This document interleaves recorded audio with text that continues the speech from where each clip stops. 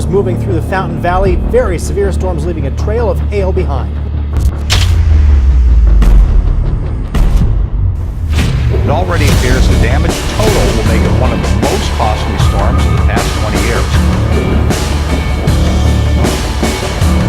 I started from my basement as a contractor and eventually grew it to 18 states and 173 million in sales.